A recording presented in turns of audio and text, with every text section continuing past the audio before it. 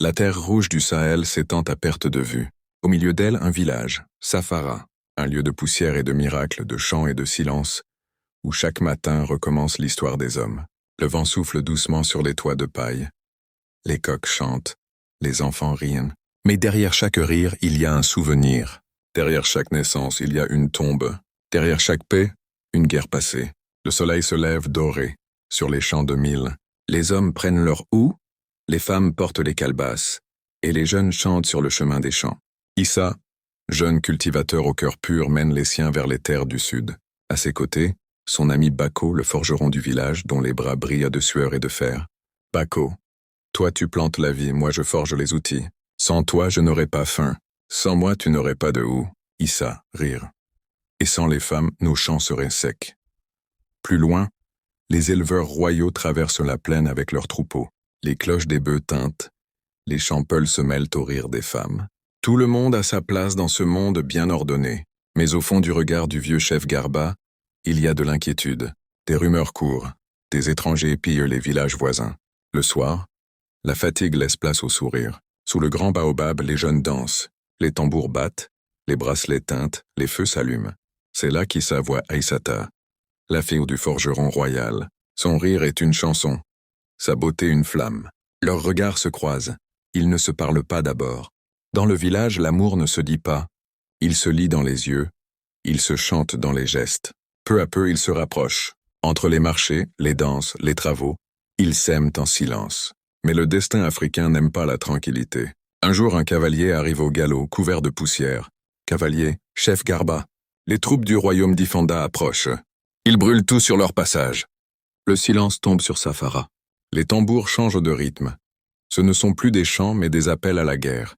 Les forgerons allument leurs fourneaux. Les marteaux cognent. Les femmes affûtent les lances, préparent les remèdes. Les vieux bénissent les jeunes. Issa doit partir. Aïssata le regarde en pleurant. Aïssata, si tu meurs, ton âme restera dans mes champs. Issa, si je vis, mes bras bâtiront ta maison. Le champ de bataille est à 2 jours de marche. Les hommes de Safara avancent, chantant les paroles des ancêtres. Le soleil tape fort, la poussière colle à la peau. La guerre éclate au lever du jour. Les cris, les sabres, le feu, la fumée. Les jeunes tombent, les vieux prient. Bako, le forgeron, se bat à côté d'Issa. Quand Issa tombe blessé, Bako le protège de son corps.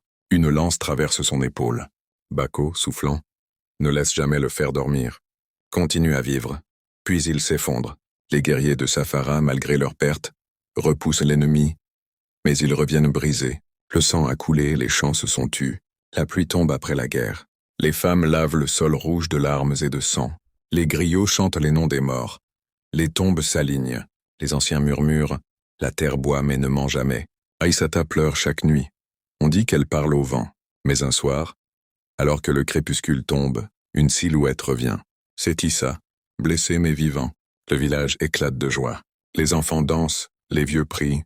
Le temps de la guerre s'efface peu à peu. Des mois passent. Les récoltes reviennent, les tambours reprennent. Issa et Aïssata s'unissent. Le chef Garba bénit leur union. Votre amour a survécu à la guerre, qu'il survive à la vie. La fête dure 3 jours.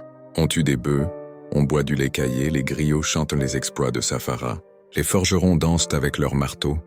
Les éleveurs offrent du bétail, les cultivateurs offrent le mil. C'est le retour de la joie, du rire, de la vie. 1 an plus tard, un bébé naît. Il porte le nom de Bako, en hommage aux forgerons tombés. Les anciens disent « Les morts renaissent dans les vivants ». Les saisons passent. Issa devient chef des cultivateurs. Aïssata enseigne aux jeunes filles l'art du tissage. Le vieux Garba meurt paisiblement, entouré des siens. Les funérailles rassemblent tout le royaume. Les griots racontent sa vie. Les forgerons frappent le fer en rythme. Les années filent. Les enfants d'Issa grandissent, deviennent guerriers, bergers, forgerons. Le village s'agrandit, la paix s'installe. Mais les mêmes histoires reviennent. Un amour, une naissance, un travail, une guerre, une mort. C'est le cercle de la vie africaine. Le souffle éternel du village. Sous le grand baobab, Mama Zara, désormais très vieille, regarde le soleil tomber derrière les collines.